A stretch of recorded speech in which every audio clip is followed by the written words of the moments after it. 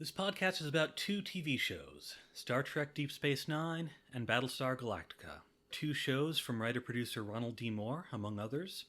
One is from the 90s and one is from the 2000s, but both are kind of science fiction which is less about looking at the skies and saying, what if, and more about looking at the things people take for granted in science fiction and saying, how would that kind of thing work exactly? Especially when you consider all the flaws that human beings would have to overcome for that to happen. As is often the case for people who ask that question, these shows were criticized in their day for being too dark or somehow too destructive to the Star Trek vision. But to those of us for whom utopian sci-fi had begun to seem a little hollow, these shows were refreshing stories about how complicated people could try to evolve, and sometimes succeed. And that even if you failed to evolve, the struggle would be worth it. Now it's the 2020s, and the kind of character-based world-building approach that made these shows controversial in their day is now at the heart of things like Marvel movies and Game of Thrones, and new Trek is around to wave the flag of a better future. But if you ask me, nobody has combined utopian questioning with grappling with humanity's dark side quite like DS9 or BSG. How do their reputations for bold choices hold up today? And what kinds of things did they try to do, but screw up? We're going to talk about that and more here each week on Battlespace 9. Welcome.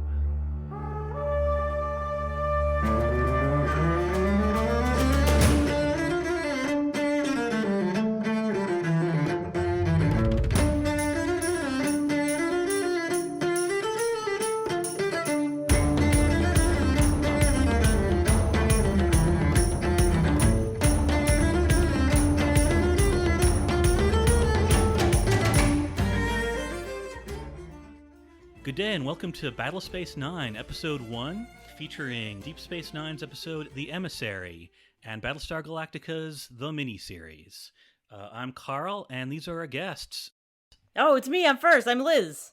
Deep Space Nine is my favorite Star Trek, hands down. As far as the shows are concerned, that is, Deep Space Nine is the one I will always love. I take sci-fi of all kinds, but, the kind of stuff that DS9 and Battlestar, this is, catnip for me because I'm a big fan of the stuff that can make you uncomfortable or shows things in less hero versus villain, clear cut black and white, and shows things messier and more morally gray, and asking questions. And I mean, shooty space guns are great too. Hi, I'm Karen, and I'm gonna out myself here. I was never much of a sci-fi person. It's just not, it wasn't something my family, watched growing up. These weren't books I read as a kid, but I was into comic books. And what really got me into Star Trek and sort of later sci-fi were the concepts of taking real-world problems and putting them in a fantastical situation and kind of unpacking them in a way that kind of it's almost like the spoonful of sugar. I loved the X-Men, and I kind of think that Battlestar and Deep Space Nine kind of tackle a lot of social justice-y sort of issues in a way that isn't, I guess they can be kind of preachy at times. But that's where I come into all of this as a comic book nerd that got sucked in after the fact. Karen is always here for the metaphors. Yeah, it's true. Every day with me is another Darmok and Gelada Tanagra. Well, welcome to the show. Thank you for being here. We're going to get to Deep Space Nine in a second. I wanted to talk to you about gender-swapped Star Trek, which you are both key members of. So, Gender-swapped Star Trek is a production of the Post Meridian Radio Players out of Somerville, Massachusetts. It is a show that we perform live at Aresia. It is a science fiction convention in Boston, Massachusetts. And it's something we've been doing on, have we done this 7 years now? It's been 7 years, yeah. Been 7 years? Yeah, we're looking at your rate. Oh my gosh. that 5-year mission, we just kind of blew right past that. When we get to Wrathacon, it'll be in real time. It's so true. But basically what we do is we adapt just the original series Star Trek scripts, and we swap the pronouns. We don't really alter any of the story. Well, we adapt it to radio. I should also point out that these are radio plays, shoes on hands. Live Foley. Yes, the live Foley is key. Though we But do, I yes. mean, there are. I have to, as someone who's adapted a few of the scripts for the production, like there are adaptational changes made where necessary, whether to make something work for radio, because if there's a particularly visual scene, just doing the dialogue isn't going to be entertaining, and sometimes you have to fix the racism. Oh yeah, as we did for Line City on the Edge of Forever. I really enjoy these productions. It's extremely politically anti-sexist in the funnest way I could imagine. I always remember when you're doing the opening credits, you always have a man's voice going, "Oh." It's key that the theme song be sung by a dude. Mindy, our former podcast co-host on Fox's and Hen House, who was the one who started this project, she just wanted to just swap everything and then put it out there and see what that does and see what happens.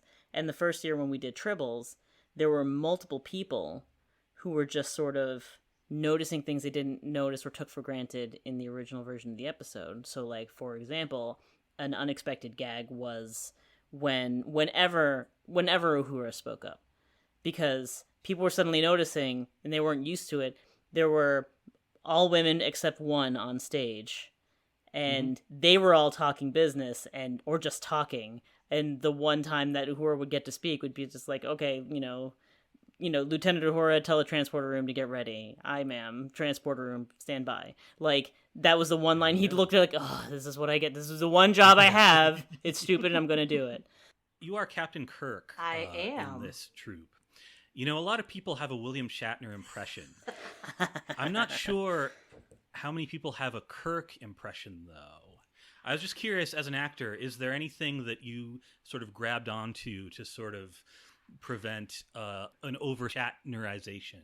No, and this is where the kind of the truth sort of comes out. I didn't audition for Kirk. I auditioned for Bones, but I auditioned with the woman who would be our very first Bones, who is amazing.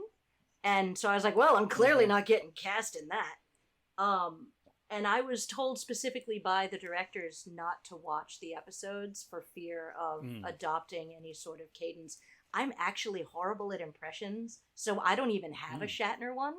But no, I just try to, project as if I have all of the confidence in the world and that everyone loves me. And that nothing I can do is wrong, even when I'm wrong. Right. At least I'm being wrong in the correct way. And I am not from, it's Iowa. Right? Iowa. Yeah. Yeah. Yep, I am not from Iowa. I am a central masshole born and bred, so words like barbarism are really hard for me to say. Oh, God, I imagine. Oh, that was a good one. Yeah, so Nice. My Kirk is from Iowa, Massachusetts. A little bit west of Worcester. Nice. I'm from Minnesota, but I lived in Boston for 15 years. So I think I might be from Iowa, Massachusetts as well. It's a nice place. Good schools. It is, yeah. A lot of good hot dish, and you can park the car in Harvard Yard. Oh, beautiful. Very well. nice. Thank you. Let's get to it. Deep Space Nine, Emissary. Grieving widower Benjamin Sisko and his son Jake move to Deep Space Nine. Sisko takes command and spends an hour meeting his new crew, cleaning up after the departing Cardassian occupiers, familiarizing himself with Bajorans and Bajoran culture. He meets Kai Opaka, who declares that he is the emissary to the prophets. She shows him an orb, which takes him back to the day he met his wife Jennifer. Opaka tells him to find the Celestial Temple, so with Dax's help, he goes around looking for what that might be. What they find is a wormhole, and inside, they find wormhole aliens, mysterious beings who talk to you through your memories and visions, but who have no concept of linear time and are annoyed by linear time. Sisko struggles to make first contact, but the aliens don't buy it, until the conversation turns to Jennifer. Why are you stuck on her, the Sisko? That's not linear. I guess it's not, Sisko admits. I've never figured out how to live without her. On this note of sadness, an understanding is struck. The wormhole is indeed the Celestial Temple. Sisko goes back to his 2 new jobs with a new perspective. And Kira is awesome for the first time. What did you think of The Emissary? I kind of forgot how kick-ass Kira was just right out of the gate. If we could just have a moment of just not a visitor. I lived with one of my best friends for a while and had not seen any of Star Trek, and this was before casting and being in Star Trek.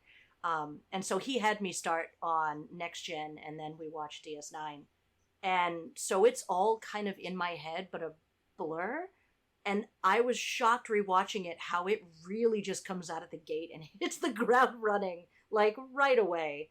Yeah, that's true. I mean, there definitely...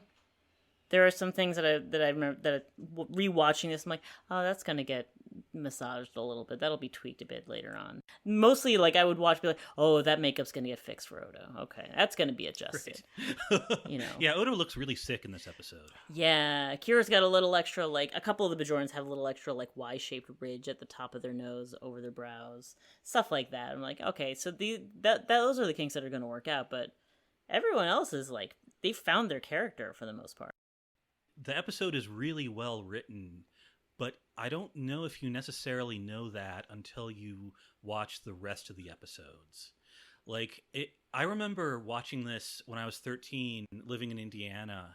Being a Next Gen fan, I had the same reaction a lot of less mature viewers had, which is sort of like, what? Why aren't they going anywhere? They're in space. So when we were doing our watch, I affectionately referred to the show as Mall Trek. For pretty much that reason, yeah. Well, that's the thing. Like, the things that this show does well are not really what children are interested in. Like, this is adult Star Trek, or teenage Star Trek, perhaps. You know, where the Enterprise is the wagon train to the stars, Deep Space Nine is meant to be the frontier town. You could be forgiven for sort of wondering, okay, what happens next week? In this and in the BSG miniseries, honestly. It was really nice to expound on what Liz said about the frontier town. I mean, you get Bashir coming in being like, that's literally what I want to do. I want to be frontier medicine. We're out in the outskirts and rough and tumble. And Kira's like, dude, I live here. Which is like home, such yes. nice commentary on like the exotic for you is literally just someone's day-to-day life. And it's just such a nice kind of reminder that this is a story of colonialism and the aftermath and the aftershocks of colonialism, which is not a take in the Old West that we get. Like, that's not normally when we think about like Westerns and whatnot, that we don't listen to the colonized people. So it's right. I really dug that. He's such a himbo in that episode. That will stick. That will stick. He's lucky he's pretty is really what it comes down to. Yeah. Oh God! See, here's the thing.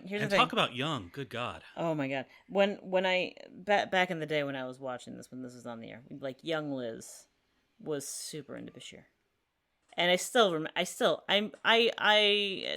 that has not changed. But when I rewatched, when I started my rewatch for Deep Space Nine, for I don't know how many times, but most recently for Star to Steer Her By, I was cringing. I was like, oh God, I do not remember how much of a creep he was. Like, yeah. And it's in that 90s tropey way. Like, it's a very, like, baby boomer sort of, like, clueless male bullshit. Like, he's the one who sits down next to you at the lunch table and you're like, oh God, I told you no. Yeah. But he does mature at least. I will at least give him that, like, finally they gave him something to mature with. They gave him more opportunities for growth as the seasons go on. So, like, that was watching, like, as I got to those seasons, I was like, okay, that's what Liz was crushing on. That's what little Liz was crushing on. Okay, this is fine. I mean, he is very pretty. Oh God, yes. He is such a genius who knows so little about anything else but medicine. Yes. Too. Watching his scenes in this, like, his job is basically to be always wrong. Until that one scene where he is applying a tourniquet, I think, with Odo. Yeah. Hold it there.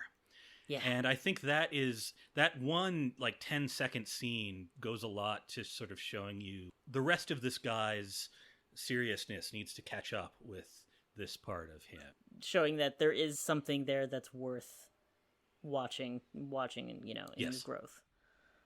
Like there's something that is going to come out.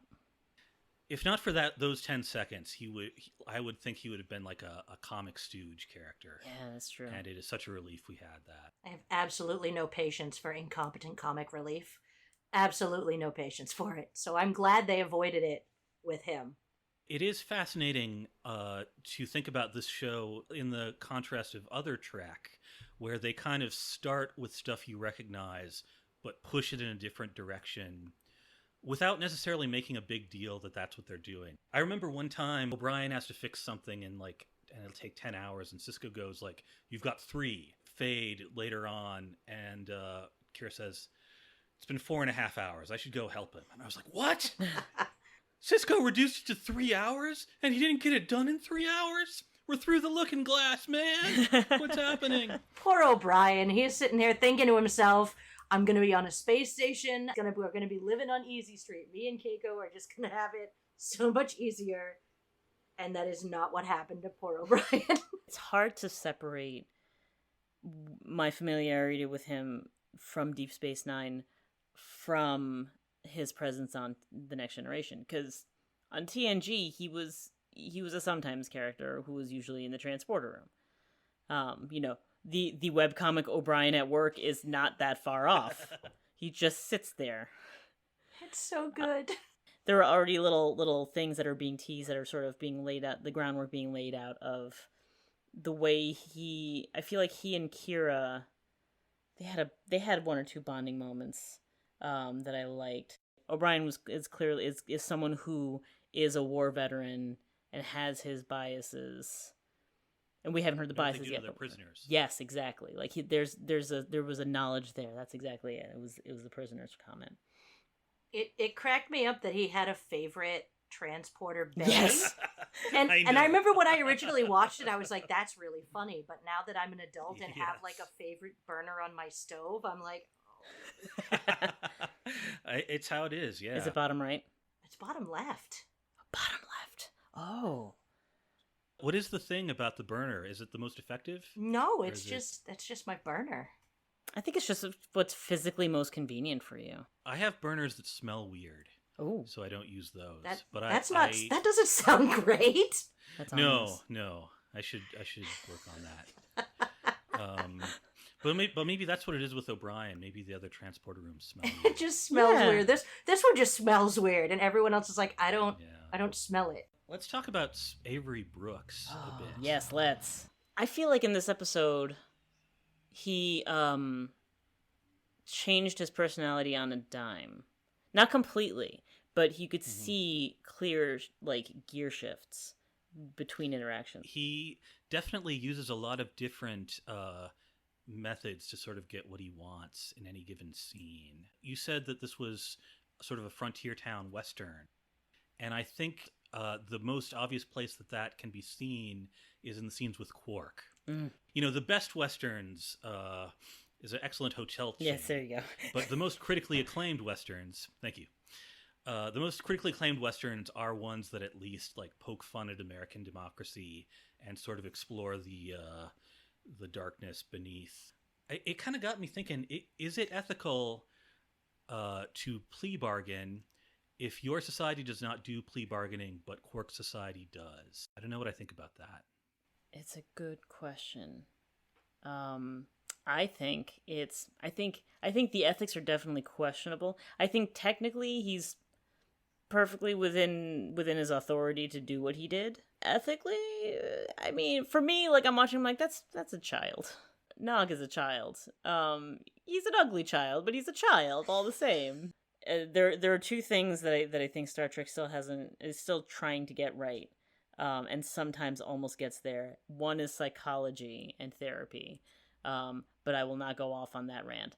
And the other is the justice system. A lot of times when it does come up, there is at least some indication or some lip service to the idea in the future being that it's toward rehabilitation as opposed to what the current system tends to be, which is punishment and warehousing.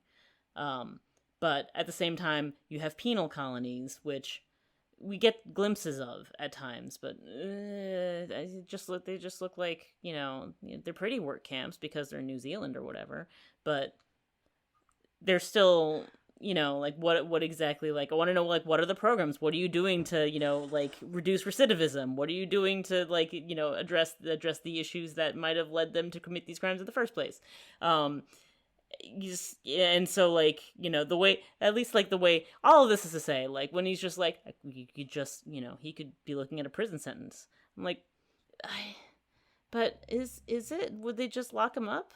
Is that all they're gonna do? It is at least the sort of thing that Kirk would do. I'll give him that. Yes, I think so. I mean, I think it was funny, narratively speaking, and B, I think it's kind of not only a way to strong arm Quark, but it was a test of his character, because he really easily could have just left his nephew and just gone. I mean, it's not like we haven't seen multiple instances in actual, like, everyday life of, lower level people in an organized crime ring just being like, well, you got to do your time because big guys can't get in trouble, right? So, but here Quark sticks around, which I think says something, to his character as being someone with, like, a family piety going on. I love Quark so much. Oh, Quark is fantastic. The moment when Sisko's giving that threatening monologue about what could happen to Nog, which, for all we know, is most likely a bluff. And, if Nog were to suddenly be abandoned on the station, you'd probably like, all right, come on out, we'll find a job for you, and, like, maybe you stop stealing. But as he's giving that monologue, like, you could see the look on Quark's face, like, he softens. He, like, he goes from being, this oily, shady businessman to actually caring for someone. Quark does hiss in this. Yes. But he doesn't hiss excessively. I kind of feel like we should, just as people, I kind of think we should be allowed to hiss from time to time. There are times when it's better to hiss than to, like, actually say something. I support this. I support a broader range of vocal responses, and it's not just because I make a lot of weird noises myself.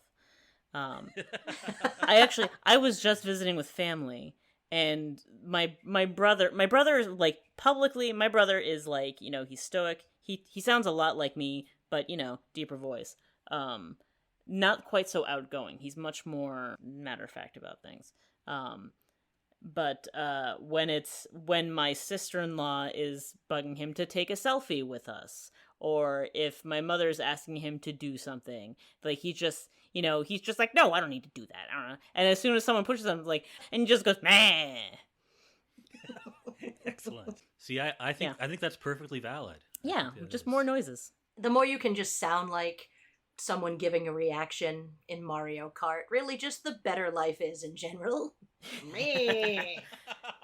That's why I like Wario. Including when you're driving, I would say. Especially. That would definitely improve driver time. I mean, I hissed just this morning. Really? Because, as you've heard, I have a cat who likes to scream, and sometimes you have to respond using her language. See? It's true. See, hissing is the universal language. I think we should get into it. Yeah. You heard it here first, folks. I wanted to praise Avery Brooks' acting with Sirach Lofton. Oh my god, their relationship. I think Ames makes the point in a future episode that this is the most aloof captain, kind of except with Jake. And I find that kind of poignant as a, just as a insight on a single father. I remember a lot of moments with Jake, particularly when, like, Jake is whining that the replicator doesn't work, and he's like, "Hey, come over here," and he waves his hands, and he's like, "We're gonna have to rough it, okay? Okay." Yes, like, that's exactly it. I wrote that one down. That's such a dad thing. Yes, especially since, like, this is just, like, moments after gravitas. Like, he was just, walking through the destruction of the station, inspecting, like, this mess that he's inherited, and, like, projecting the authority that he needs to as he gives orders and evaluates things and, makes a plan. And then, he sits and has this tender moment with his son, and just, like, and it's a very Avery Brooks thing, the way he'll just have, like, this, like, very smooth, beautiful, just resonant voice, and then he'll just choose a goofy moment. Just like, okay. Or his ow when he has that that beach scene with What Jennifer. I love is how much gravitas he has for someone who, as a character, like, we can all agree that Cisco is a giant nerd, right? Like, we can all see eye to eye on that. Like, no one is that I'm sure there are, but you just don't expect that guy to suddenly be like, I'm gonna teach you about baseball and you're gonna be excited about it. Meanwhile, the wormhole aliens are like, why is this important to you? And he's just so excited that, like, the best sound in the universe is the sound of children playing. That is not something I would expect out of a guy who, like, just looked eye to eye with Picard and, didn't blink. And I mean, it's because we're taught not to expect that out of heroic characters like him, especially heroic leader characters. That's because, like, this is perfectly believable for someone in real life. Like, that's, like, someone could be like a horrible dictator or like a saint on the other side of things, and someone's still gonna have a thing like, okay, but, like, you should see what they're like around a kitten, know.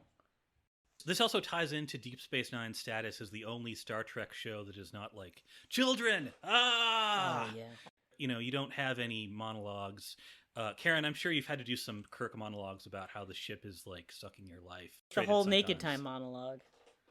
Right, yeah. That's true. Exactly. This is the show where, like, you know what? You might command Deep Space Nine for a few years, and then maybe you go off and design some starships like the Defiant, and then maybe the thing in the season finale happens to you and your life changes again.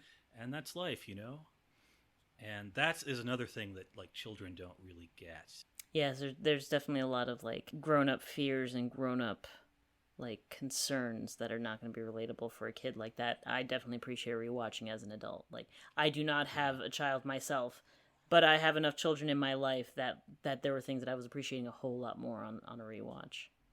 Yeah, the fact that we get introduced to Jennifer, like, I know when I watched it the first time, I was in my mid-20s.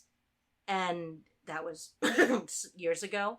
And the idea of having and losing a life partner in a traumatic event where you don't and aren't allowed because of your position to process that. Like, Cisco's had no time, obviously, not just because he's still living in that non-linear moment, but he's, a man of authority. So he doesn't have time to just take a step back and process, not to mention the fact that he's a single father. So he doesn't get a day off. He doesn't, what's the line from Predator? I ain't got time to bleed. Like, he has had no time to process this really traumatic grief. And that was something that completely, there's, what is it? The artist Brandon Bird has a whole Cisco and looking for Jennifer. Like, there's a whole side to his kind of weird, pop culture mismatch art that you're just like, well, yeah, I mean, so-and-so has a dead partner or, that's their trauma. But they showed it to us. Like, it wasn't even just lip service. Like, we saw Jennifer die. And then, through the wormhole aliens, we get to see what she kind of was like.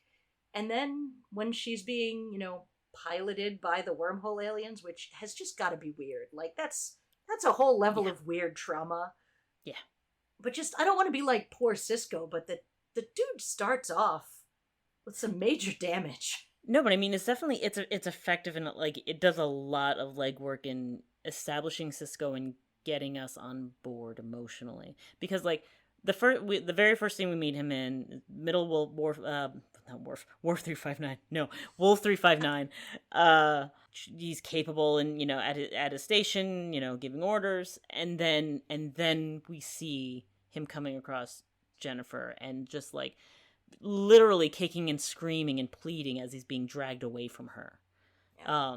Which is, like, I'm thinking, like, I'm trying to imagine introducing Kirk that way, or Picard, two very different characters who still we'd never see in such a position, and then just, like, we definitely never see tears, and, like, ugly crying like we get at the end of this episode. Doing the flashbacks, the way we see them with the wormhole aliens.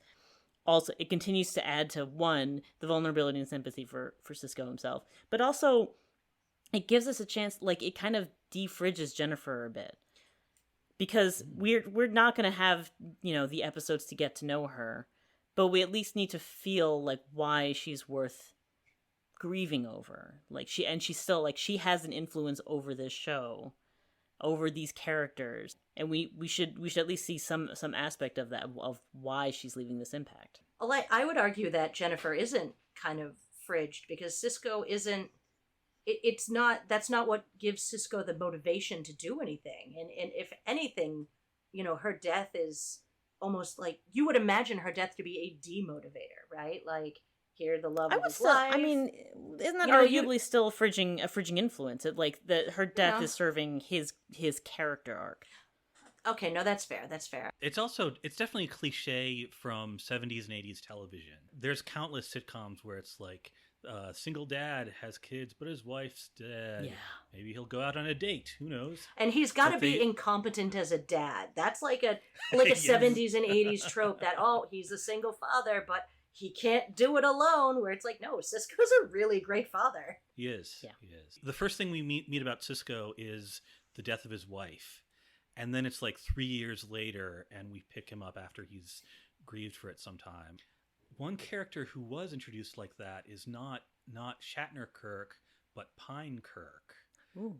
In the Kelvin, George Kirk is killed in space, and that is the thing that makes him more, that diverges the timeline and makes Kirk more of a bad boy. Mm-hmm. But he gets reincarnated as Thor, so it's fine. Once you meet Taika Waititi, I'll bet you That's fine. He went back to space. Oh, he's not dead. He just went home. This leads us actually into the Picard scene, which is completely fascinating to me. What do you think of the Picard scene? So, just as a performance note, because this is how my brain works, and I apologize profusely about that. I remember watching an interview with him and Ian McKellen, and they were talking about him working on Star Trek, and one of the things he noticed in his American co-workers on Next Gen was that no one knew what to do with their hands because their outfits didn't have pockets. And so Ian McKellen was like, well, you just don't move your arms, because that's Shakespearean acting. You just put your arms by your side. And, Right. Patrick Stewart was like, well, yes. So I spent that whole scene just watching how rigid his arms were, because it's like the Riker maneuver. Once you learn about it, you can't see Jonathan Frakes on screen without like hyper-focusing on it. So that was literally the first thing I noticed, and I like watched his arms for like an embarrassing amount of time. See, British training gives you that confidence. Right? I You love just, it. just don't move your arms. Whereas, I mean, you're not wrong. I mean, there are pockets. What do you do with, you're not supposed to fold your arms, you're leaning on a thing. I acted in a show a couple of months ago, and I realized I couldn't do that very much. And maybe that was part of just the character inhabited. She was someone who was also grieving, and someone who was like animated and challenging people around her. So like, there were definitely times where I'm like, just put your arms by your sides. That's what you should do. And then it just didn't always work for me. I'm too American. But I didn't put them in my pockets. I think I'm also just too Hispanic. I just kept moving my arms. I can't stop moving. Not that the people listening to this podcast can tell, but I actually have like a fidget squish star, because even while sitting here Nice. recording this, I need to constantly be in motion. So I have that's one of the reasons why I was just captivated by Patrick Stewart's arms. I was like, look at that, Starfleet the have against commitment. pockets? Well, what's great, too, is that he uses it to cover his own uncomfortableness. And it makes me sort of wonder, like, how often must this happen to Picard? I doubt it happens very often, because it is certainly not strictly fair to hold Picard responsible, and yet I have no doubt that it's very human to do so. I mean, he's so diplomacy that I have a feeling that even people who don't really like him are still really charmed and find him charismatic, whereas Kirk just pisses people off and people just hate him. Yeah. For like hundreds of years, people just hate him. But I think it's got to be really unnerving for Jean-Luc Picard to know that there is someone out there that actively just dislikes him as a human being. Which isn't to forgive him the things that happened when he was with the Borg, but still, at the end of the day, even when you unintentionally hurt someone, that person is still hurt. There's still a grievance that needs redress. I just, that's got to be so uncomfortable. I mean, especially since, I mean, like, we're also talking about trauma here. Like, Yes. when, you know, presumably, I'm pretty sure we get the impression that they've never met before. This is their first time meeting in person, which means the only other time that Cisco has seen his face was on the view screen at Wolf 359. That's gonna bring out some visceral responses, whether he likes it or not. Like, and he's definitely, like, at least at first, he's trying to keep it under control. Like, it's barely controlled, but he's definitely trying to keep it under control because presumably he knows better. He knows, like, I shouldn't dislike you. I'm not supposed to dislike you. I have to be nice to you. But at the same time, just seeing that face makes me want to punch it. If I could bite your face and get away with it, I would bite your face and get away with it. There's just something, I love television and film acting so much more than stage acting, because when it comes to performances, I really love what people do with their faces. Yeah, and stage acting is so much more broad that you miss it. And Avery Brooks, what he is able to do by just controlling his mouth and his eyes, like, it's so good to watch. Compounded by, he is totally in control at all other times in this pilot. Like, this is the thing that gets him riled up, and that says a lot. Yeah, that's his reserve button. It's fascinating to me with Stewart. I mean, that's all it takes, that line, "We met in battle." And he sort of, like, he falls back a little bit. He's like, oh shit. It's almost like he said an embarrassing thing at a party. So, and he wanders off and he looks at the stars, which we all know is kind of a Picard move anyway, when he's, like, talking about thoughtful shit. And then as Cisco gets more under his skin, you can see him sort of, at a certain point, just sort of default back to the chain of command. Like, "You are a Starfleet officer. I didn't kill your wife." Blah. I didn't mean to do it. But this is also the only way for Picard to respond too, because he can't, you know, we had the episode where he goes home and, like, cries, you know, very movingly, but, you know, that's the only thing he can do, and yet there's so much more to do after Wolf 359. Yeah, I mean, they're both victims of that whole event, and they're both carrying a lot of baggage from it, and this is definitely that's like the soft spot. That's the gap in the armor for both of them. It's an unconventional way to start a spin-off. It's usually it's, you know, meant to be a much more, you know, fairly obvious, you know, what they're doing to the audience of like saying to the audience, "Hello, you know, remember this heroic character you like. You love this guy. This guy loves this other character. You're going to follow them now. You're in good hands. Here you go." You know, with TNG, it was McCoy who was touring the ship at the start of the episode. Oh, right, yeah. You know, and, you know, I'm thinking of other spin-offs, like, you know, I was a big Xena fan as a kid. Xena and Hercules, like, that was a whole event, and, you know, they hands it off to, you know, like, there was, I don't think he actually appears in the first episode, though. But, like, or the Highlander TV series, you know, where Christopher Lambert shows up for the first episode. It's very much like, we are friends, you are my friend, so you are the audience's friend. And here it's... Right. You know, like, Cisco, you know, Picard shows up, and Cisco's like, "This motherfucker." Like, yeah, I know. Yeah. You have we discussed swearing on your podcast? Swearing is allowed. I was good. not the first person to swear. Explicit. Oh, excellent. Good. What's also great about it is it's kind of Deep Space Nine in a microcosm too. You know, if Cisco kind of hates Picard, and Picard is kind of oblivious to Cisco's pain, well, welcome to the Bajorans and the Cardassians. Yeah. Talking 60 years of occupation, 60 years of labor camps, 60 years of taking all the resources and smothering Bajoran identity. That's going to be a million times tougher. That's an excellent comparison, yeah. And in a way, I think it maybe takes a grieving captain to serve a grieving population. Absolutely. We should move in a second to Battlestar, but I did want to talk about the wormhole aliens. Ah, yes. Partly because, you know, for even liking this show, for the longest time, I kind of didn't get them. But watching this, as the show goes on, I think it's fair to say that the prophet scenes get a little lazy. Mm-hmm. You know, they don't really go for broke visually like they do here. But here, you know, not so much in the dialogue, which I find a little bit cliched, but in the visuals. There's a couple scenes where he's on the bridge of his old ship, and he is trying to explain linear time, and Picard, as Locutus, is literally glowering on the screen behind him. It is It's malevolent. so Destroy effective. it now. And I kind of got it. When Cisco comes in, like, they see the best day of his life, the worst day of his life, awesome scenes with Jake, baseball, but he's really stuck on this one bit where he loses Jennifer. What's with that? Like, they see it all at the same time. I think it's interesting that the wormhole aliens are adopting the if you've seen the movie Contact with Jodie Foster, because that's based on a Sagan book, right? Isn't that Yes. fiction? How, and gosh, now I'm spoiling this completely tangential thing.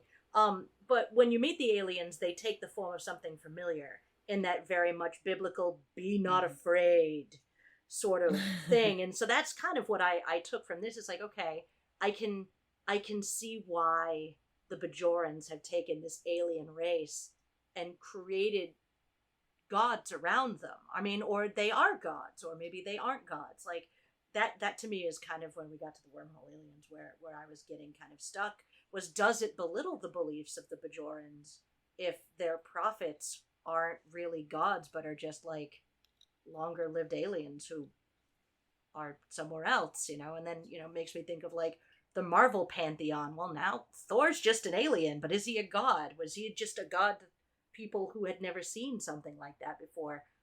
And I love the Bajorans so much that I think I was slightly troubled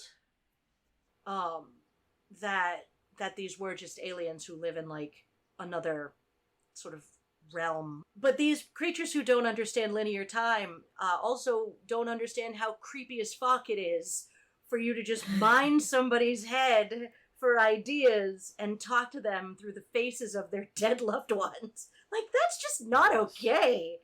Also, and here is my very main complaint, and I almost wrote a note about this, that orb is not an orb. It's shaped like a grail-shaped beacon. And every time they showed it, I was like, that is not a ball. Orbs are balls. And that, I get stuck on like the tiny details of these things. And that's what I got stuck on, that I can't help but automatically... Think of that, damn. It bothered me so much. Yeah. Like, yeah. Because you know what it looked like? It looked like one of those optical illusions that's like the vase. Yeah. But then you look at it and it's definitely two faces. It's like a little hourglass. It was just not okay. It does look like something someone's grandma would own. Right. And she keeps it in a box so she doesn't have to dust it. Yeah. But she brings it out on special occasions.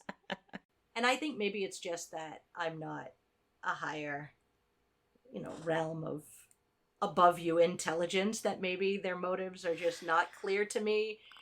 But this is always like this is why I don't deal with this kind of thing and when I want to write anything. It's so difficult because you're trying to think like a being that is theoretically above your own consciousness and existence and understanding. So there's no way you're going to do it perfectly by any means. It usually doesn't sit well with me. Like I have such a problem with Q in Star Trek. I have such a problem with Q because most of the time he shows up, I hate him because he just shows up to be annoying and to be impish and just to be a trickster. I'm like, you could have another character that does that, but Q is supposed to be like, like there this whole like, omnipotent race that is also beyond human understanding in some ways. When I have liked Q, the episodes that I liked with Q were Encounter at Farpoint, the first episode of TNG, and All Good Things, the last episode of TNG. I want to see someone who's like questioning humanity, and so I like that aspect of it with the wormhole alien / prophets here. The vibe that I get of the constant like, what is time? Right. After a while, all the questions like, okay, I've met a toddler, yes. Right. But That's the other thing. It's lucky Cisco is a parent. It's lucky they picked a parent to have this conversation yes, with. he's so patient. I wouldn't have the first idea. What is time?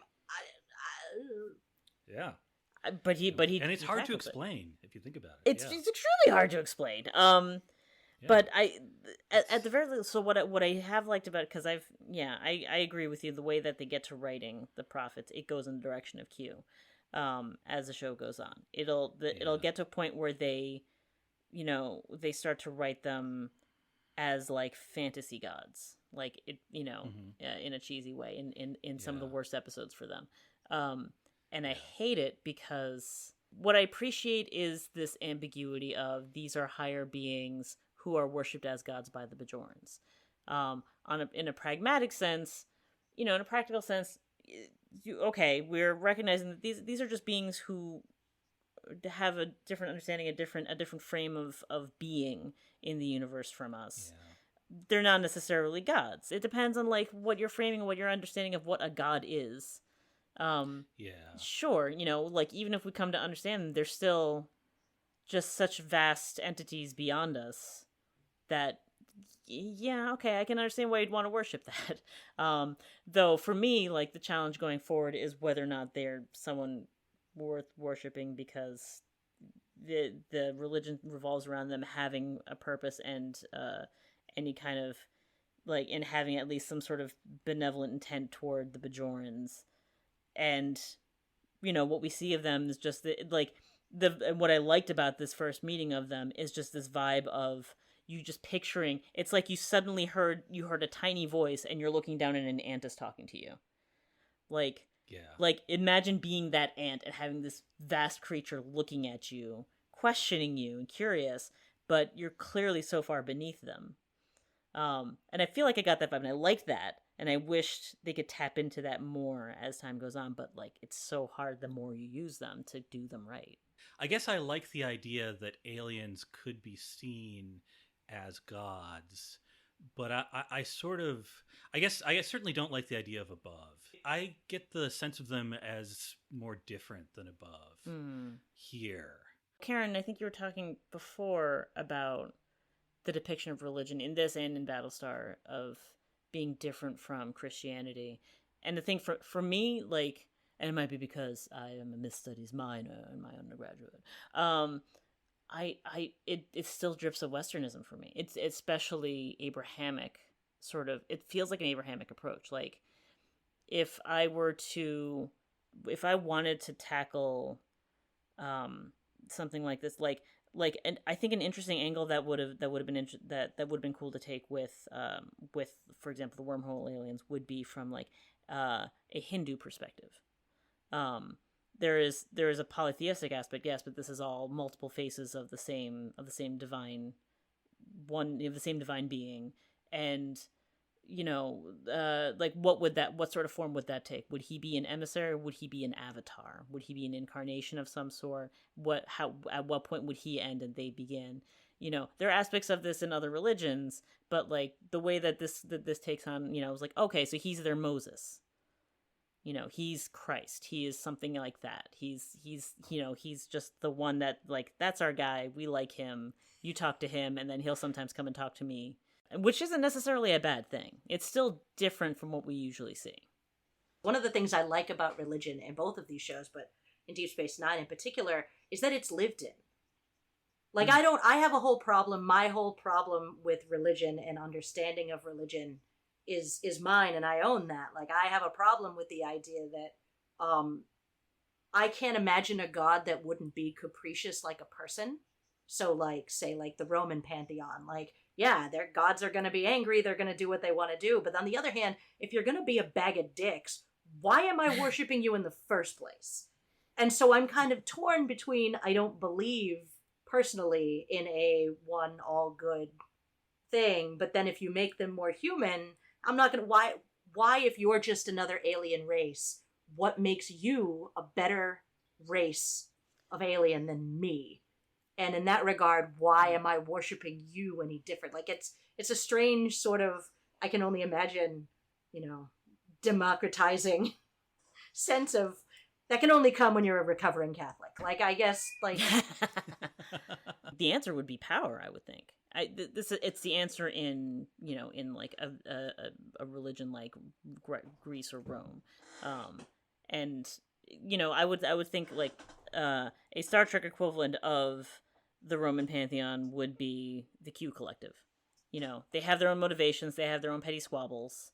They just happen to have a lot of power and a, you know, deeper understanding of, you know, things outside of linear time. Like if there were a race in Star Trek that worshipped Q, the Q Collective, and I'm sure there is somewhere that I'm not thinking of, or maybe in the books got explored or something. I don't know. That would make sense to me. That would feel a lot like the Roman pantheon, in that like you worship them and you give them what they want because they could crush you. Well, yeah, but that's not religion. That's just a racket. That's just organized Religion crime on a celestial very level. often a racket. In addition to that, for Bajorans, this is also definitely a bit of defiance of the Cardassians. That's good. Maybe the wormhole aliens aren't perfect, but they're better than Golf fucking Dukat. I mean, who really isn't? He would debate that. I know. He would drag us into a 4-hour Twitter debate.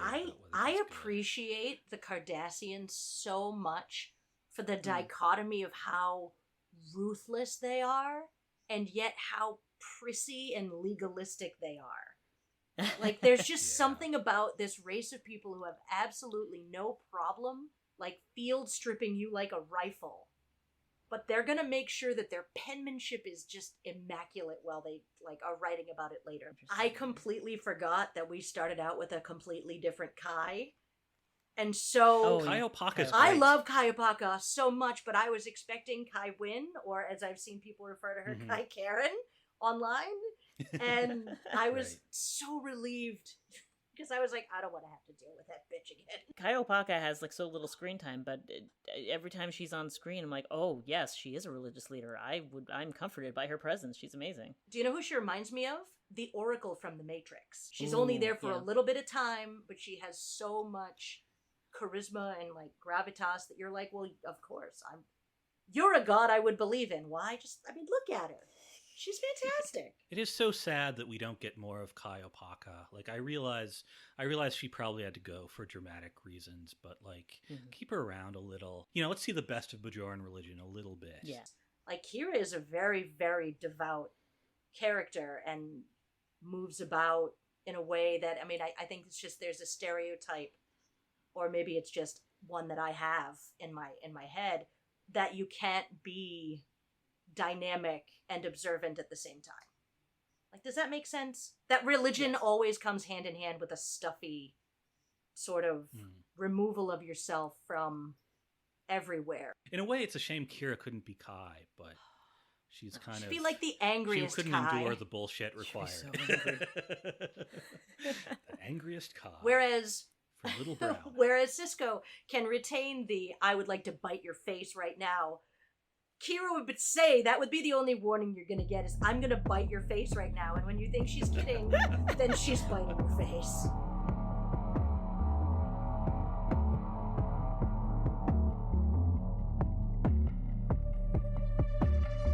Battlestar Galactica, the miniseries. It's the last day of service for both William Adama and the Battlestar Galactica, when out of nowhere, the Cylons attack. Their victory is complete, devastating. Adama struggles to get his old Battlestar into fighting shape, but by the time he's done so, every other Battlestar has been destroyed. He orders surviving ships to rendezvous at a station called Ragnar. At the same time, Secretary of Education Laura Roslin has received bad news. She's gotten cancer, and it's terminal. She survives the Cylon attack on a passenger plane guarded by Adama's son Apollo, and as the last survivor of the political cabinet, she is sworn in as president of the 12 colonies. She immediately begins organizing disaster relief work and calls all nearby civilian ships to form a convoy to travel to Ragnar. Adama comes to see Roslin, prepared to tell her, "We're going to fight back." Roslin said, "No, there's only 50,000 human beings left. The fight is over. We've lost. More casualties will doom us further. We run." The two go back and forth bullheadedly for a while until Adama realizes that Roslin is correct. So they jump to unexplored space and reach an understanding. Adama will run the military, Rosalind will run the democracy and the civilians, and the Cylons will run hunting down humanity's last survivors if this show goes to series. What did you think of the Battlestar Galactica miniseries? Oh, I loved it so much. Yeah, I loved it. It's bleak as fuck, though. Oh my Bleak god! I mean, as that's fuck. kind of what I love about it. Like, which I'm trying to compare it to other things that I've watched where I'm like, I can't watch anymore. It's just too much of it. Like, every time something happens, it gets worse. I think like this is whenever it gets worse, it's using it to raise the stakes rather than to just create some facile tension or twist. Every time something bleak happens, I want to know what they're gonna do with that, and how they're gonna what hope they're gonna pull out of this, and what survival they're gonna pull out of it. But oh boy, and I mean, it also makes it feel more real. I'm like, okay, yeah, if this were to happen in actuality, this is how it would go down. There would just be a lot of death and a lot of devastation.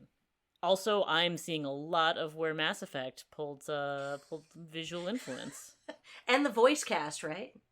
Yes. Yes. Colonel Ty spoke up and was like, I know that excessively Canadian voice. He's in Mass Effect. A lot of Canadians on Kobol, it turns out. Yeah, so many. Yeah, I just, even from the get-go, I love the way that you're introduced to the Galactica as a character with that follow Oh, God.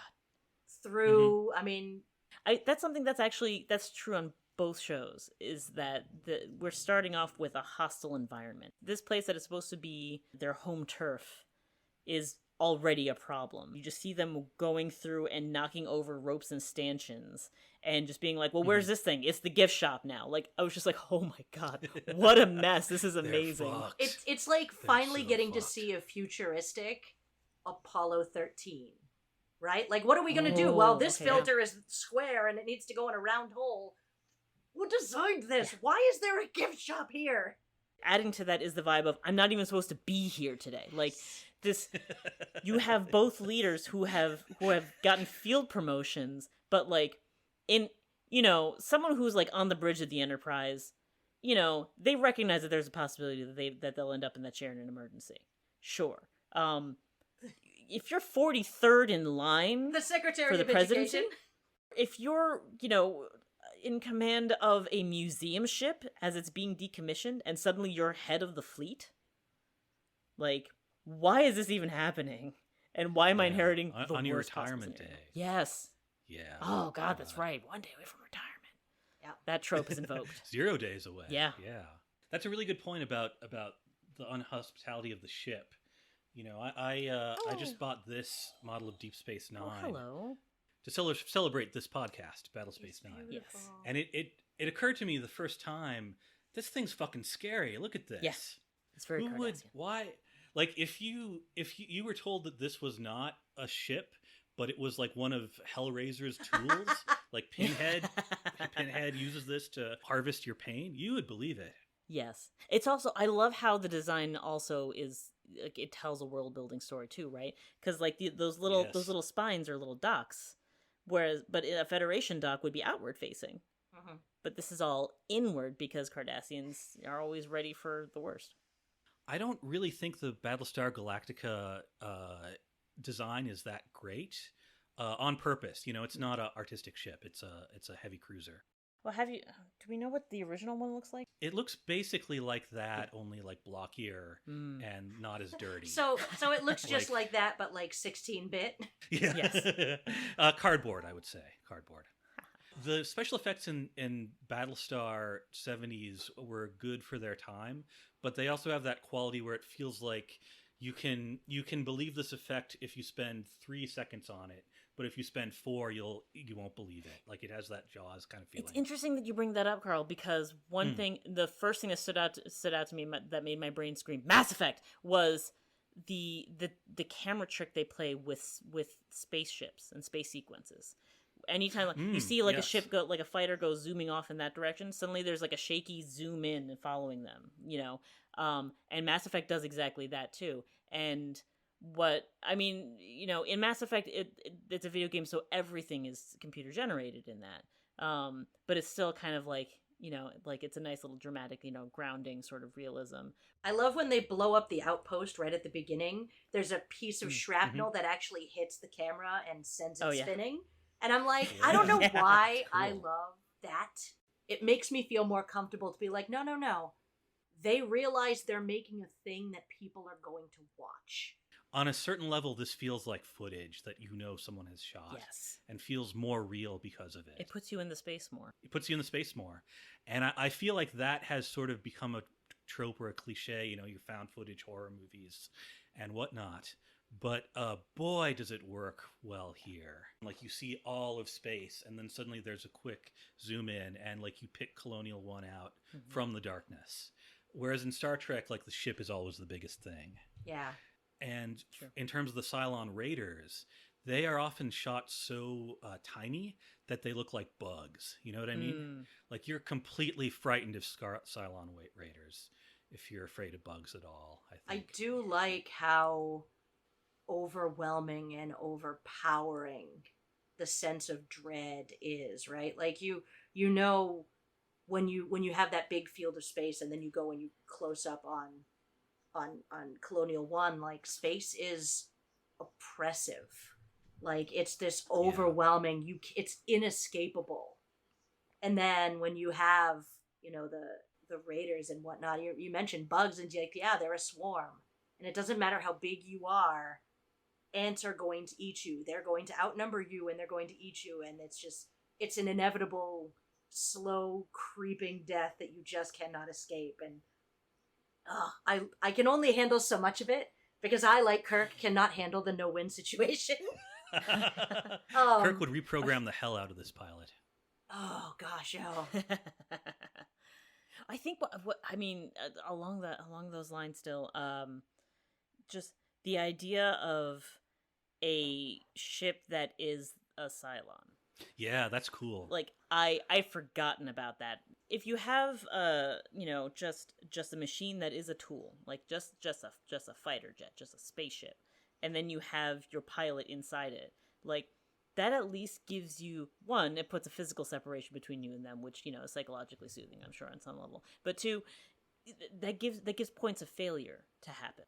There's less room for failure, because, like, that's just their body. They're just a really big guy who can fly through space at you. God. They're self-aware, and they're sentient, and I think that adds a level of gross to the carnage. That's a living thing. Like, it's like the droids in Star Wars. Like, oh, it's just a droid. God, No, it's a living thing. The droids are way overdue for a revolution. The droids. It's the time. droids need a plan, preferably one better than the Cylon's plan. Yeah, I know what you mean. I kind of, part of me wants to buy like a Cylon Raider model, but I also kind of don't want them in my house. Well, that's fair. It's that I bad. kind of want to know, like, this is something that, as someone who's studied a lot of neuroscience and cognitive science, like, are they like dogs? Like, what level of intelligence do they have? Is there some raider out there who's like a conscientious objector who's like, guys, I don't really want to, this just seems excessive. Like, what level of cognition do... The more I think about them, the more I'm just, like, fascinated by the concept, because it just, like, changes everything about who they might be in terms of their consciousness. Yeah, like, they don't go home from work. They don't go on shore leave. They're just. But if they did, that would be cool. They just Can they you just go sit in the imagine- field somewhere. No, can you imagine the Raiders on Ryza? I mean, come on! The fanfiction writes itself here. That's where I'd want to explore, because, like, you're asking if they're conscientious objectors. I'm like, they're probably going to be less likely among the Raiders, just because their entire existence revolves around what their function is in the military, in their military. I know, but that's the thing that kind of gets me about the whole Cylon thing, right? They were made for one thing, and then life found a way. One would expect life to continue to find a way. Oh, it's totally possible. What I love about the Cylons, and that's most fascinating to me, is that throughout the series, they're always evolving. Always.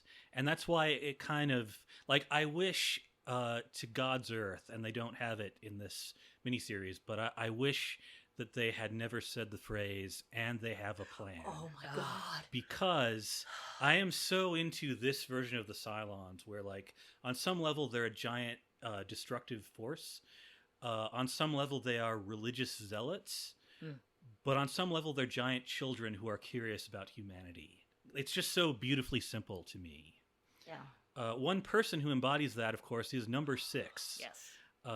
And the amazing Gaius Baltar. What's your take on Baltar and 6? Baltar's not Bashir. No. And Callus is not Sadig No. either. But that No, was so really now hard it's- for me when I was watching one or Yeah. the other. I'm like, oh, there's that guy. Wait, no, that's not. He's like the working man's Bashir. He's store brand. Yeah. You're gonna love Karen then to know that just a further across the streams, James Callis has now appeared on Star Trek because he's in season 2 of Picard. Oh, He's still a himbo in his own way. Extreme Oh, yeah. himbo. but like dark edgy himbo. Yeah. Dark edgy himbo. He's like the guy who's Nefarious knocked himbo. over the the domino rally that people have been working on for years, and he just spends the rest of his time at the museum trying to insist that it wasn't him that did it. Like, it's to the point Yeah. where I just start feeling I stop feeling bad for him, and I just get actively angry. Why they never airlocked him is freaking beside me, but that's a totally different I episode. know. Don't you mean fracking beside you? Oh. Now wait, does anybody else remember during like the course of the show where like Kentucky Fried Chicken made a frack pack? You could go to Kentucky Fried Chicken and buy I a do not meal remember pack that. called the frack pack Whoa. until someone pointed out that that's just their word for fuck. You're literally Oh. asking people to Netflix and chill before Netflix and chill became a thing. Get your chicken, go watch TV, and Enjoy the fuck chicken. Oh. I've been listening to some Battlestar podcasts in preparing this one. One of them is by 2 women in Canada called Beers, Babes, and Battlestar Galactica. Yes, okay. I've heard of this one. They drink wine and watch Battlestar. I'm a fan of that trinity. They're great, aren't they? They hate number 6. No, they they're refer wrong. to her as Courtney Love for some reason, and they are Dave Grohl fans. I mean, so that is an insult. actually, I could see the vibe and the resemblance and the brow ridge. The hair. Yeah, I don't quite get it, but what do you think about how number 6 lands in this complicated honeypot, but is it love relationship? I think that 6 is not bad that she's drawn that way. Mm. I think that 6 looks the way she does because she has been very specifically designed with the male gaze involved. Yes. So, I mean, because obviously we've seen Trisha Helfer and other things, but even in other iterations of 6 does not have the delightfully tussled, maybe post-coital hair thing going on. She's literally like sex on a stick, but like the scene with her and the baby, I don't really know if it's just that I'm a woman of a certain age now, but that hit me in a way that was just, even though I knew what was coming to the rest of the planet, for some reason, that just, it's horrifying. It's horrifying what living things are capable of when they lack empathy and compassion. Not through any fault of her own. She just, the light goes on, the light goes off. She wasn't programmed for it, but... Does she lack Yeah. empathy? I would think that's arguably an empathetic moment for her, or compassionate moment for her, because it's fucking gruesome and cruel, but she kills the baby because she knows what's coming. Well, I mean, yes and no. I think she also had just never seen a baby before, and I think... So she doesn't know how fragile they are. When I say she's devoid of compassion, I'm not saying she's incapable of developing it. I'm saying, like a child, she just doesn't have it yet. She doesn't know how to people. And Yeah, that's fair. how destructive. She's an id in 6-inch heels. Yeah, so like, because I was thinking about her and how, I'm sure at the time it came out, like, just, like, going into my 20s, I was still recovering from the not like other girls misogyny of my tomboy youth. And like with that mentality, that internalized misogyny mentality of anything associated with femininity is bad, and I don't want to be that. I want to be better. I want to, have respect. I want to be respectable. I want to have this and that. As opposed to like, maybe it doesn't need to be one or the other. Watching her and looking at her as a character now with my current Liz brain, it would be like that character could have been way more one-dimensional rather. A different actor could have played her with so much less nuance. Like, she could have been just like a classic Marilyn Monroe, Dumb Dora sort Very of like breathy. Yeah, and just all she just occasionally just sitting there with her finger on her lip because she doesn't know any better. But you're right in that she is curious. She's constantly seeking and questioning and interested, and doubting. And like she has, like the one thing she doesn't seem to doubt is her faith. And I found it fascinating that you have a polytheistic religion, and you have so far what we're presented with as monotheism, and the monotheism is on the antagonistic side. Yes. That's going to be an interesting dynamic. But she's someone who's been put into, like you said, she was drawn that way. She's been put into this way of being, and she's been programmed this way. And she's not necessarily resisting it consciously in any way, but she's just it's not defining her entirely. Which, I mean, for 2003, I'm pretty impressed with that. The question of whether she has empathy is interesting because I think there's also a lot of question about whether Baltar has empathy. She actively likes in this, I like that you don't have empathy. I like that you think guilt is something small men feel. Certainly compared to the 70s Baltar, who was more like, "Wah!" It's played by a Star Trek actor. He played by a Star Trek actor. I also believe that it makes sense that a sociopath like Baltar might, or a narcissist like Baltar might just have a section of his brain where he's having sex literally all the time. Like it's like she fits into like his worst instincts, and sometimes maybe his best, but usually his worst. She is always kind of servicing him. She's not on top in the relationship, except P.S. she destroyed his entire planet. Like that's fascinating to me. She is in charge in like a dom sub kind of way too. Like there's just a lot of ways to try to explain this, and you never get a full answer, which is what makes it great to think about. I just love the Cylon performances in general.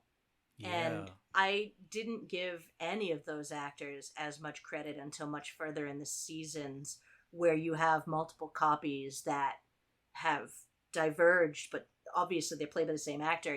Something similar you see with like Tatiana Maslany and Black, or anyone on Westworld. Like that ability of an actor to just play the exact same character that turned left instead of right on a random Thursday, like just as acting as a skill, it's amazing.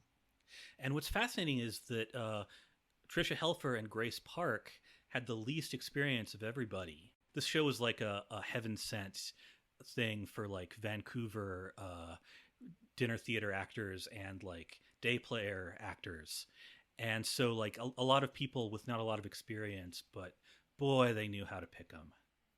I had a bunch of friends when this came out, like squeaked when Callum Keith Rennie showed up on the screen because they were all diehard Due South fans. And I had never... Callum Keith Rennie. He's, oh my gosh. He's the guy they find on the station. Oh, Leoben. Yes, Leoben, like yeah. Maybe the Cylons have a soul more than us humans. Yeah. Well, what I like about him is he's kind of dressed like Wash from Firefly, like the Union suit with like the Hawaiian shirt over it, like. That's true. But yeah, he's a main character on the show Due South, which has a huge nerd online presence, and so people were like very excited because he's a good guy there, but he's not here. And then of course later on we get oh my gosh, I am blanking on his name from Quantum Leap. Dean Stockwell. Oh, yes. Dean Stockwell. Yeah. The character actor is character actor. Oh, you just feel good when you see him. He has. I mean, I feel that way about anytime I see Edward James Olmos personally. Yeah. Like, I bet I mean, the best hugs. Yeah, let's talk about Edward James Olmos and Mary McDonnell.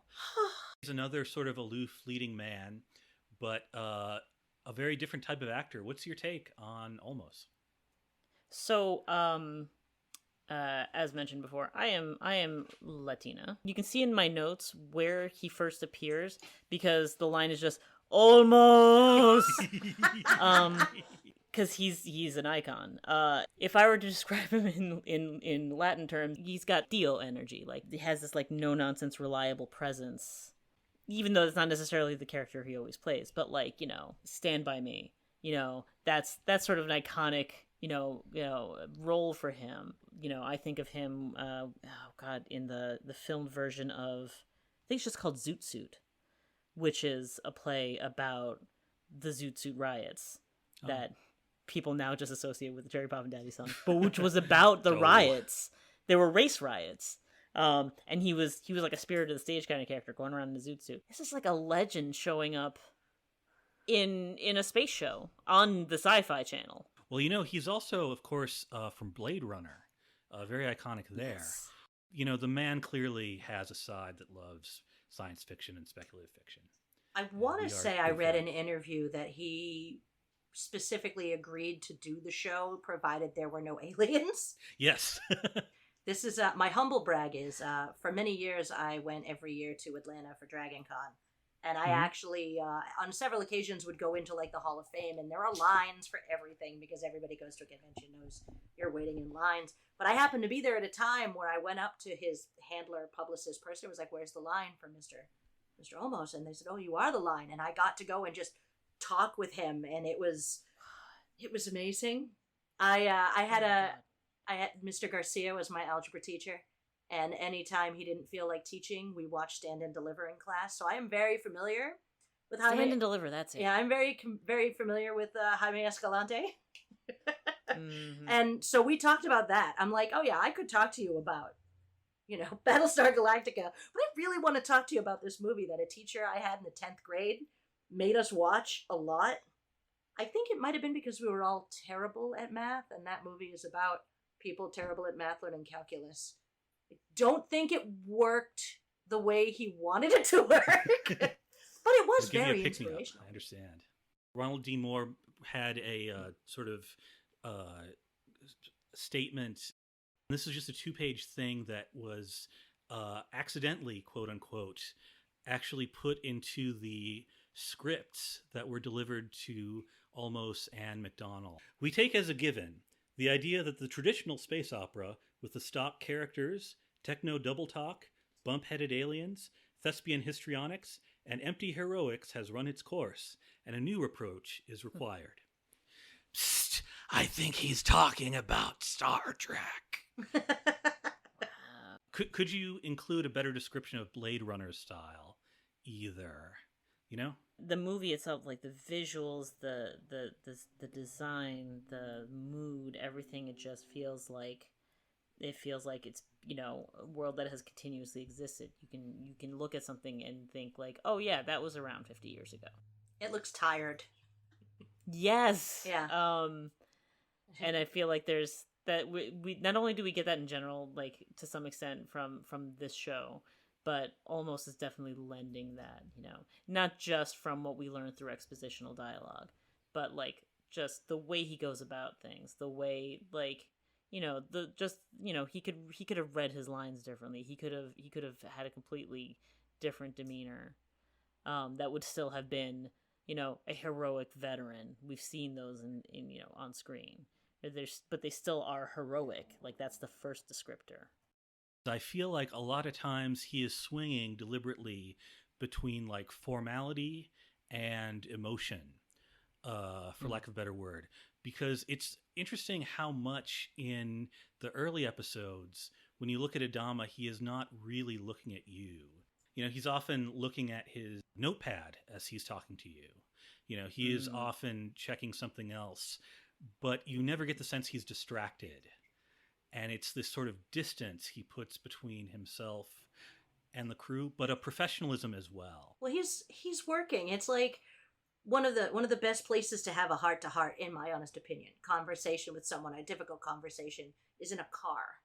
Like we kind of see it with Picard when he's gonna look out the window, because when you're driving, Exactly. everyone's got a job and everyone's doing something, so you don't have to have that sort of awkward, eye You don't contact. have to make eye contact. Yeah. It's very New England of me to think that maybe not having eye contact makes difficult conversations easier to have. But yeah, and I think, God, I think that's my leadership style too.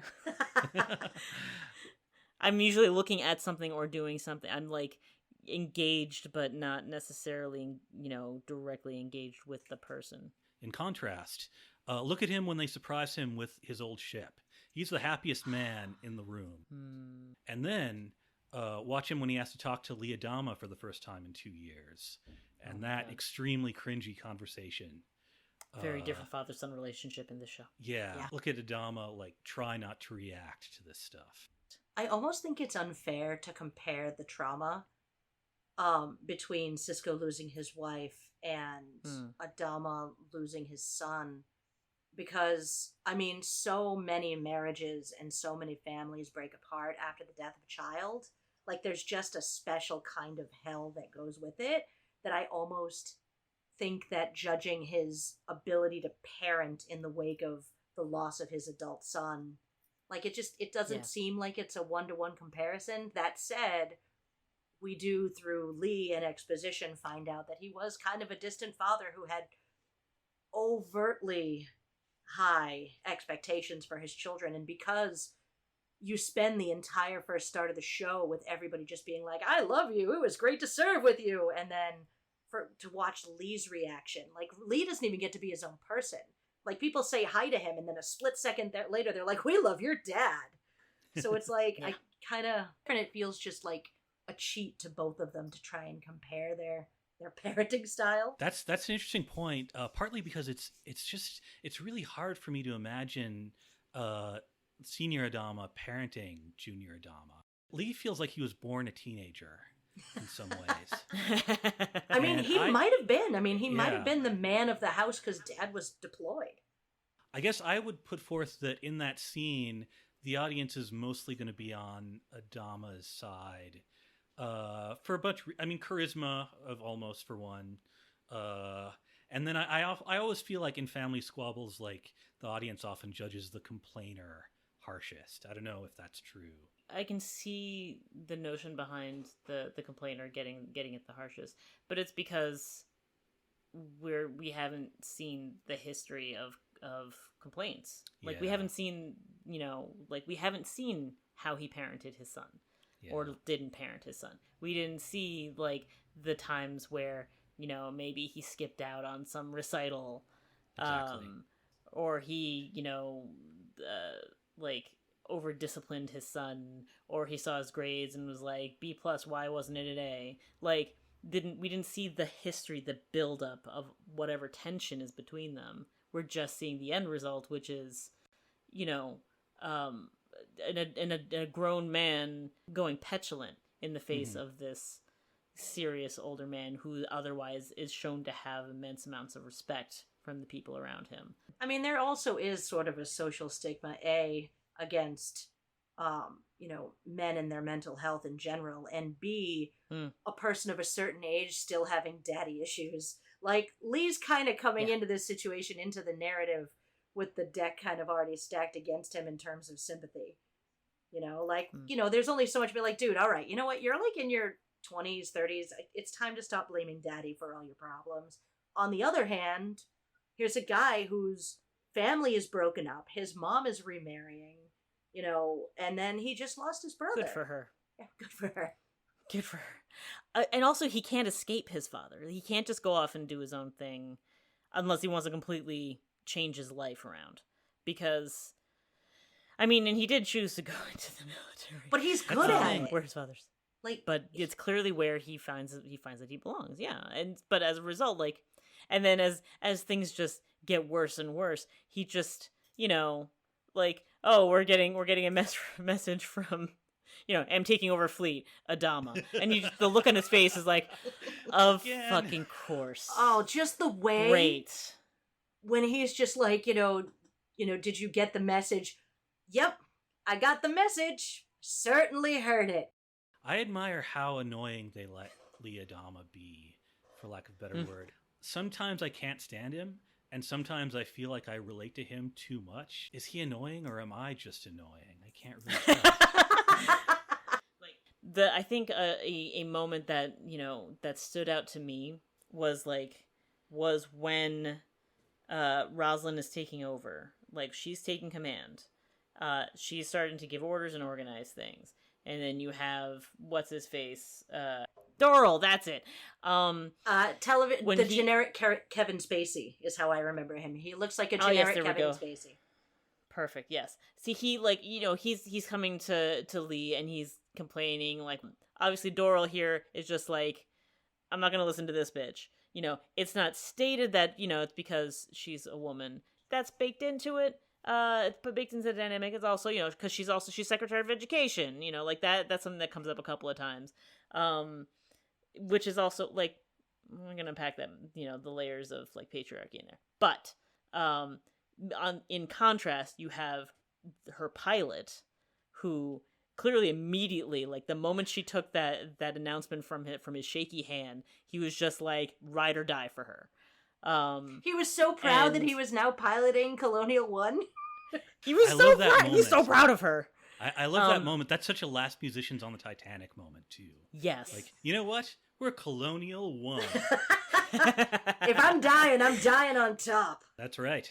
Lee, like, he's first met by Doral. He comes up to check out what's going on. He comes in and he like has like a brief conversation with Rosalind and is like, she's in charge. Yeah. Like, with this sort of like look on his face, like, yeah, no, you're wrong. This is great. She's great. And I love that in part because, I noticed watching this, every time another character comes in to meet Rosalind for the first time, she is shown in full command mode. Like, when Lee comes in, she is, she's like dressed in a shawl, kind of holding her hand over her heart, which we, the audience, know contains a tumor. And she's like holding her shawl in one hand and like working out the figures with the other. And like people are listening to her with rapt attention. And it's like, yeah, this is the president. The thing that literally just occurred to me as I was sitting here thinking about Doral is our first exposure to him as he's giving people a tour around the Galactica. He's the dude who just knows everything. He's literally the well, actually.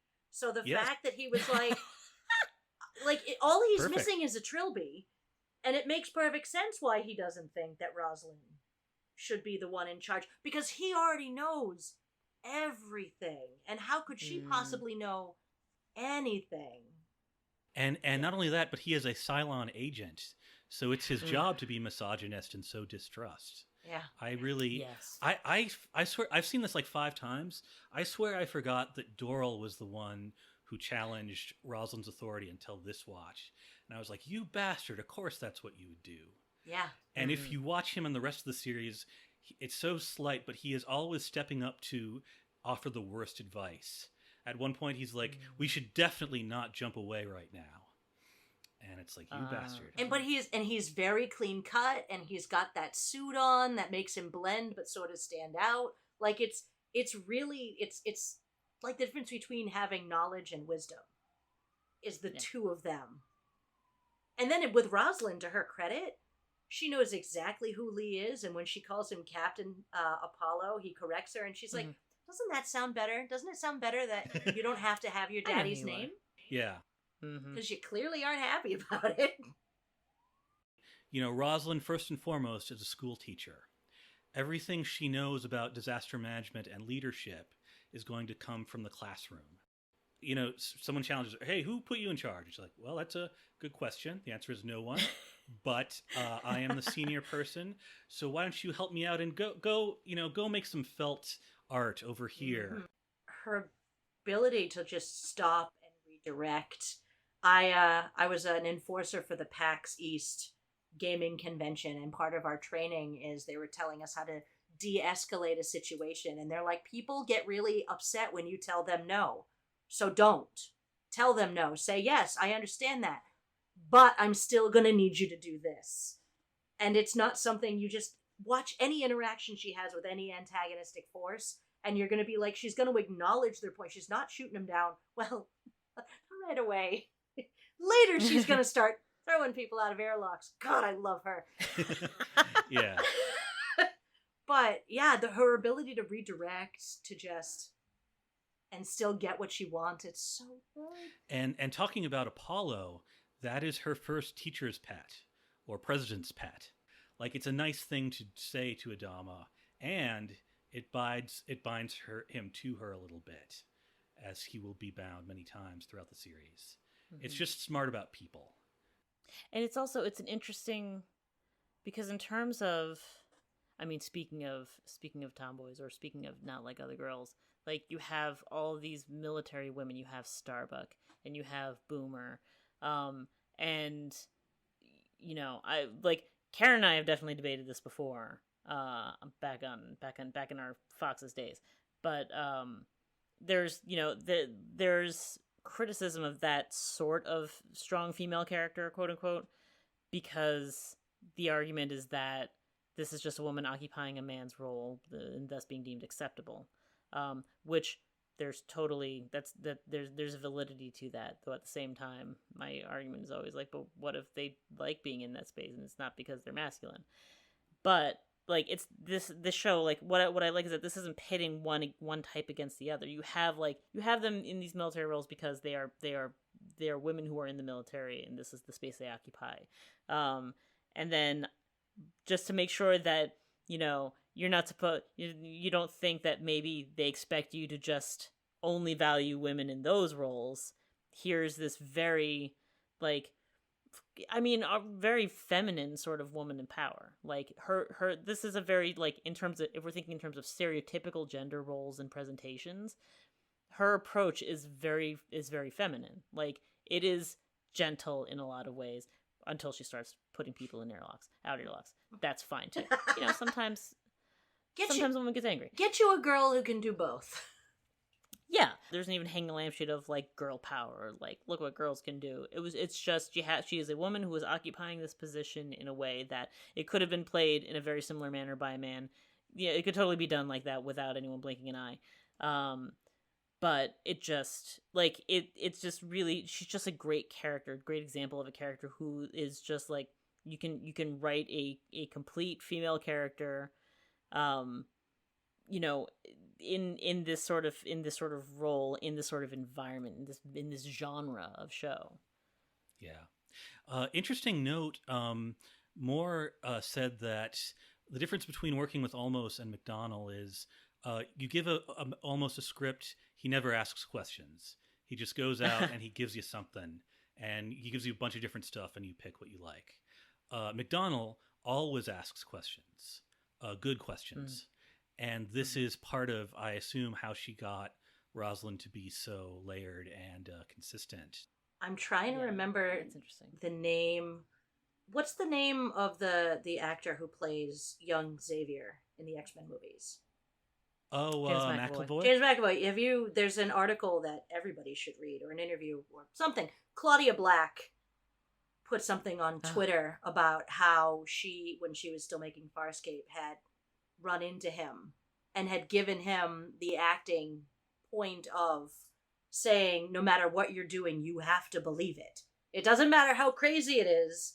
This is clearly a paraphrase. It doesn't matter how many Muppets are involved, but you have to buy into it. And that was something that he said later on, like, really helped him in his career.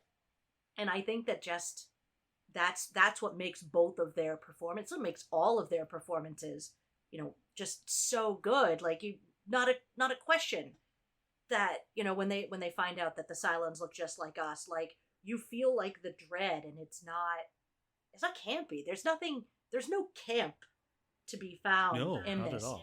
When we were watching it, they're not like, what? Oh no! Yeah, when we had watched it, my roommates and I back in the day had watched the original show, and we wanted to, I think it was when it started streaming. We started streaming things.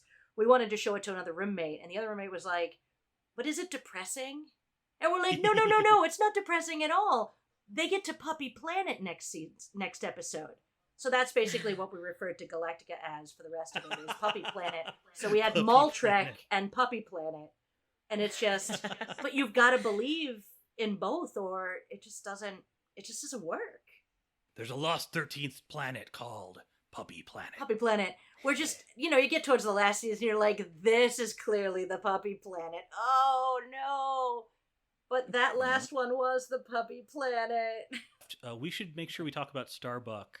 We talked about her a little bit, yes. but she is certainly probably the most notorious character of the show in its early days. How does Katie Sackhoff and Starbuck come off to you on this watch? It was coming back to me as I was watching the miniseries. I was suddenly remembering all of the hubbub over a lady Starbuck. It was another fans being like, "This is too woke, going too far. You're just doing it for a gimmick." And I remember the original Starbuck kind of joining in that. Yes, Dirk Benedict was a jerk about it. Yes, that's it. Yeah, I mean, I remember eventually he came around enough to take a picture with her. I don't know how much of that was repairing his image because, she won in that little fight over image and fandom. Yeah. When you think of Starbuck today, you think of Katie Sackhoff. Oh yeah, 100%. Yeah. And it's almost funny to watch Dirk Benedict. I did see the 70s pilot a bit yesterday. He's got the tousled hair and he's got the cigar, and that's basically it. He looks like he's cosplaying Starbuck. The moment the FARC trolls went after and the Ain't It Cool News people were all upset about this, I'm gonna watch this show just to fucking spite them. And boy, am I glad I did. I hate watching sometimes. Really brings you to the best of things. And yeah. Hate and love are very close, indeed. And I like her manic. She's like manic pixie dream girl, but in like the old English sense of pixies, like the ones who will lure you into the forest and steal your children and your face. Wow. I've actually been thinking of her as having kid sister energy. She can get away with anything. Yeah. Like, she'll be extremely capable. She'll, but then she'll turn around and be brash and like be impish. Like she'll have like that look on her face. Her tongue will do a weird thing, and she's just like, "I'm gonna do this thing. We're gonna see what happens." Yeah, I like the whatever you Starbuck. No, Starbuck. Yes. Yes. Starbuck is, of course, the Flyboy Han Solo ripoff in the 70s. Thumbs his nose at authority a bit, but a good egg. Starbuck 23, like, so you're drunk. Your wife's cheating on you. Eh? And, it's almost, it's so, like, defiantly unlikable in kind of a great way. On the other hand, she has to serve under an XO who is drinking on the job. And Ty's strengths and weaknesses will be explored later, but, like, she's not wrong, is she? She's a tone argument. She's not wrong, but the way she's not wrong is insufferable. Yeah, I appreciate all of the ways in which Starbuck is not socially acceptable. I think it's great to have a female character that people don't like. I think it's great to have that she's jacked and strong in a way that you don't see a lot of. I like the fact that for the most part, like, everybody's in military garb. And also that only Six can get away with wearing those dresses. Dear Lord. Fun fact about Six. Six is not in the 70s Battlestar, but there is a regular character in the 70s Battlestar called Cassiopeia, who is a sex worker. They don't say sex worker, but they say, like, socialator, I think is the name. And then everyone looks awkward, so that that's what it is. But she has the exact same kind of red dress, but she does basically the Marilyn Monroe thing you were talking about earlier. Very different kind of character. Everyone in 70s Battlestar feels like they're in a church play.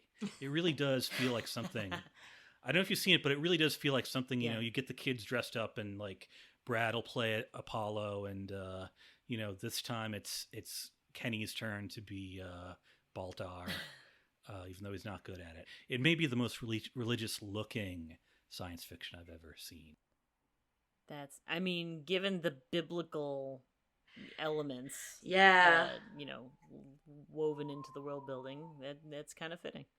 Everything in Star Trek looks like it has new car smell, and everything on Battlestar, it just smells like body odor and like sadness. Body odor and sadness.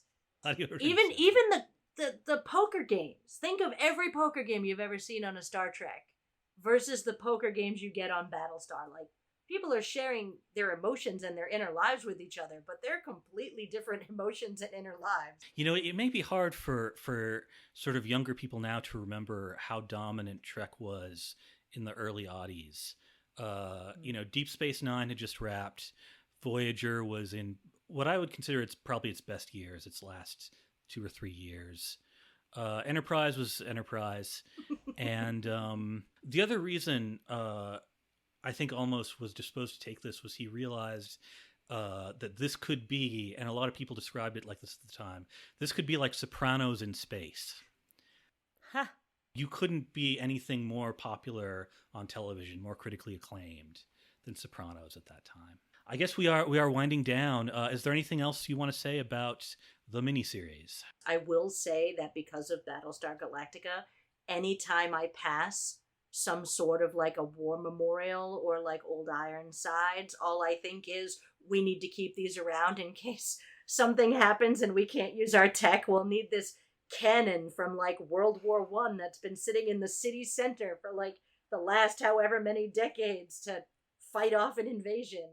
Two thoughts. One thing from my notes was just based on someone's line that was completely innocuous at the time, but okay, Boomer has such a different impact. I know. But also, I just want to reiterate my love for Chief Tyrrell. You know what it is? He is such an angry mother hen. Yes. He'll get into arguments with the pilots about the ships. The way he absolutely has it out for Ty at the end. Like, just walking by him, that death glare. 40 seconds. Oh, I just needed 40 that's seconds. all I need, 40 seconds. Like, and he can't let it go. Like, he feels so hard for whoever or whatever is under his care. Like, I wish a motherfucker would. Like, he just is 100% all in. There's no nuance for him, at least, like, you know, what we see for the most part. Like, there's no, oh, maybe, or, you know, like, let me think about this. It's just like, no, what are you doing? Stop. Don't you dare. But I mean, you can't have any of those things with his job. Like, everything has to be precise. Exactly. You know? I feel like it's very natural for someone in his position. Like, he has a lot that is his responsibility. Pilots are like, I imagine he has a feeling toward pilots the way, say, someone in theater production might have toward actors, or someone, say, working in a university environment might have toward professors, like, or students. They just, like, you're here for them, but they constantly fuck things up, and it's really annoying. So yeah, like, if you need to put your foot down sometimes, but God, right. like that parting look at Ty, like, you know, after walking away, I loved it. And Tyrrell never forgets. And for someone with such a baby face, he's got such a especially because I hadn't seen the miniseries in so long, and then just how grizzled he is towards the end. I'm like, oh, he looks like such an innocent babe. Banging Boomer in the back room. We've kind of contrasted these pilots, and I'm just curious, just from your subjective perspective, who wins this week? Which show did you enjoy watching the most? See, that's hard. I can't it's very hard. Because on the one hand, so I prefer the cinematography on Galactica, because it seems like especially with Cisco in particular, everyone is like, to make sure that their faces fit in the television frame, there's a lot of close talking. Yes. But the world is already a tire fire, and I have no need to be let down by Puppy Planet. So I kind of almost have to say Star Trek, just because Hope Corps is just not something we see enough of. Deep Space Nine, Hope Corps. I appreciate it. Oh, I mean, to say that Deep Space Nine says right. A lot. Okay, so here's the thing. I love Deep Space Nine so much. It is my baby. If I'm comparing just these two, which one I enjoyed watching more, like, in terms of the pilot of Deep Space Nine, the first, or rather the premiere, is not my favorite. It's not. I don't think it's bad, but it's not like my favorite, like episode of Deep Space Nine. It's not even top 5. There's just a lot of episodes. In terms of like, but looking at this, like this miniseries packs so much in, to like the where like just like at the very end where it's just like, oh, about yesterday when Ty goes to apologize to Starbuck about yesterday during the game. As soon as he says that, I literally said out loud, "Wait, that was only yesterday." I know, exactly. Which is what makes the next episode of the regular season so much funnier, in my opinion, in a very dark, whatever, but just 33. 33 is hands down, in my opinion, one of the best episodes of television ever produced in America. I agree. It's so good. Well, this is a split decision. The director of the miniseries is named Michael Reimer, and he had no sci-fi experience. He was a quirky indie director from Australia. They hired him off of a movie called Angel Baby. Cliched in some ways, but what's remarkable is, in terms of visual style, everything is there that we will know and love in Galactica, including the protagonist kind of looks like Baltar, and his wife character kind of looks like Six. And they are both... One of the things that it's clear he's good at, as he's good at moments, because there's a lot of stuff like the moments we've talked about. And there is... he's good at, like, having just an edge of new age music, just enough to suggest some kind of transcendence or some kind of grasp at the totality of human existence. So if you really want to delve into the miniseries, because there's parts of it that are dull, but like if you see Angel Baby first, you kind of have a look at what to look for when you're watching this 3-hour thing that kind of makes you appreciate it more. There's also a Angel Baby that's a Christian anti-abortion movie from the 2000s. Do not watch that. That's at all. We're talking about the one from Australia. Dead Dove, do not open.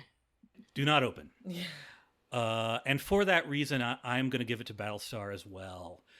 Because Deep Space grew from this, but Battlestar, it was kind of fully formed. I say Battlestar, and Battlestar wins 2-1. Congratulations. It's okay. You know what? We're all winners. We're all winners because we got to watch 5 hours of depressing television, for which I thank you for doing. Thank you, Liz. Thank you, Karen, for being on the show. Is there anything else you want to plug? I'm on Twitter if you'd like to see or hear things that would probably get me another timeout on Facebook. You can find me at Older Than Latvia on Twitter. That's true. And I'm Hollywood Fat Cat on Twitter. Sometimes I post things. Tune in next week for episode 2, which features Battlestar Galactica's 33 and Deep Space Nine's In the Pale Moonlight. And the theme is Exigencies of War. For Battle Space 9, I've been Carl. And remember, the Cisco say we all is of Bajor. Good night. I'm sorry. Don't be. That was glorious. Okay, thank you.